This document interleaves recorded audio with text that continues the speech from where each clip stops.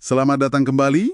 Hari ini kita mau kupas tuntas bab 3 dari bukunya Simon Sinek, Start with Why.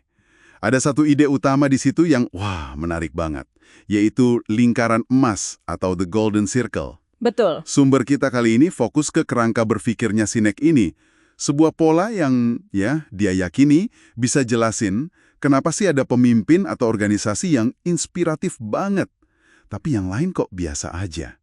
Kita coba bongkar ya idenya. Lihat relevansinya buat Anda semua. Iya, betul sekali. Ini bukan sekedar teori motivasi biasa loh. Sinek itu mencoba menghubungkannya dengan cara kerja otak kita, gimana kita ambil keputusan. Jadi ini intinya soal mengubah cara kita komunikasi. Dari yang biasa kita lakuin, jadi sesuatu yang lebih dalam, lebih ngena ke loyalitas gitu.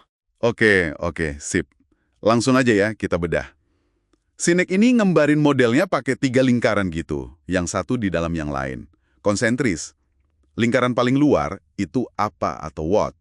Nah, ini yang paling gampang dilihat ya. Semua orang pasti tahu apa produknya, apa jasanya, apa kerjaannya. Jelas banget ini. Tentu, itu paling kelihatan. Nah, terus masuk lebih dalam, lingkaran tengah, itu bagaimana atau how. Kalau ini, beberapa organisasi atau orang mungkin tahu bagaimana mereka melakukan apanya tadi. Bisa jadi ini soal proses uniknya mereka, atau teknologi khusus, atau yang sering disebut USP, Unique Selling Proposition.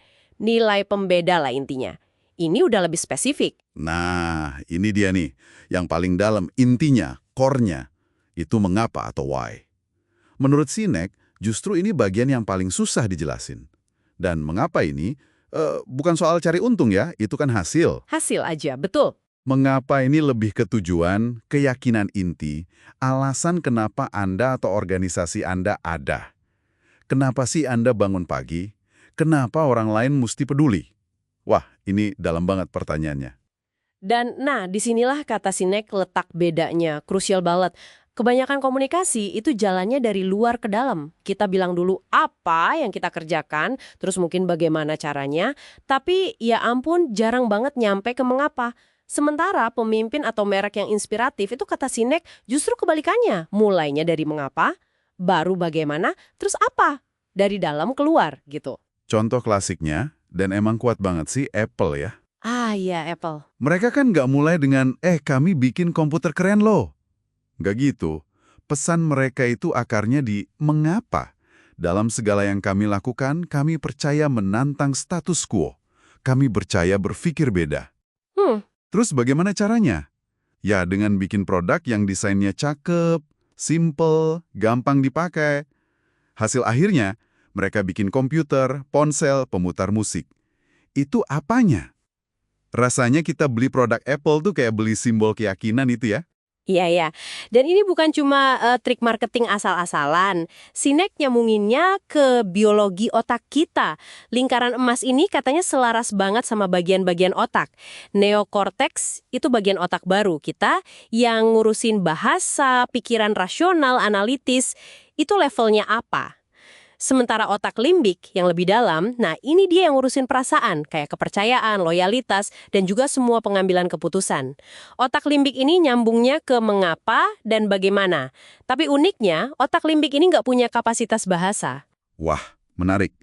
Jadi mungkin ini ya yang bikin kita kadang ngerasa klik gitu sama sesuatu atau orang, punya gut feeling, tapi pas ditanya kenapa, susah jelasinnya pakai kata-kata. Persis, rasanya bener, tapi diungkapin logisnya itu, susah.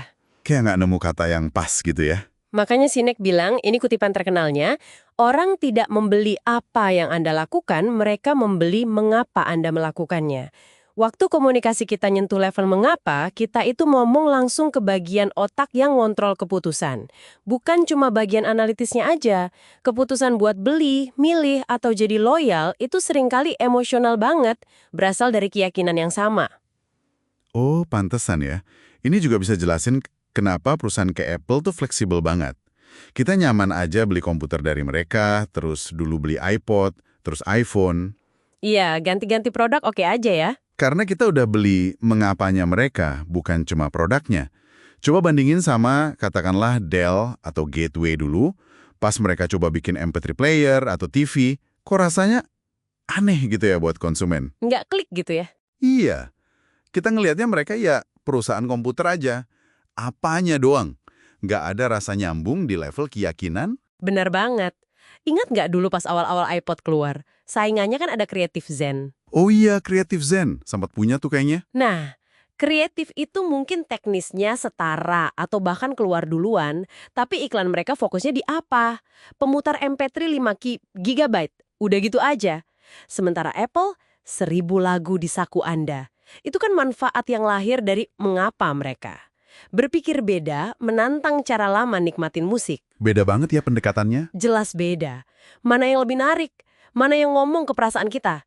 Ya jelas komunikasi Apple yang mulai dari intinya itu. Konsekuensinya jadi kelihatan jelas ya. Kalau sebuah organisasi itu kehilangan mengapanya, atau emang nggak pernah punya dari awal, ya mereka mau nggak mau bersaingnya di level apa aja. Iya, ujung-ujungnya di situ.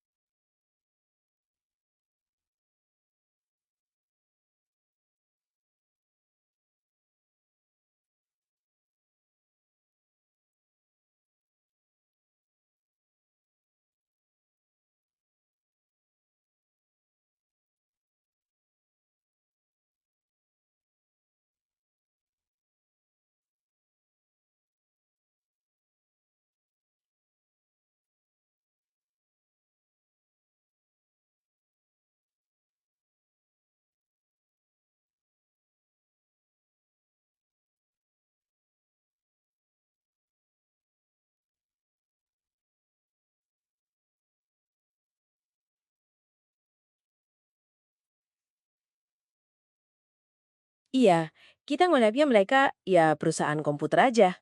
Apanya doang, nggak ada rasa nyambung di level keyakinan. Bener banget.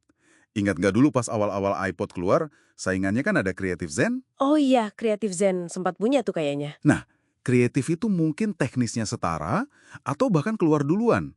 Tapi iklan mereka fokusnya di apa? Pemutar MP3 5 GB. Udah gitu aja. Sementara Apple, 1000 lagu di saku Anda. Itu kan manfaat yang lahir dari mengapa mereka berpikir beda menantang cara lama nikmatin musik. Beda banget ya pendekatannya. Jelas beda. Mana yang lebih narik?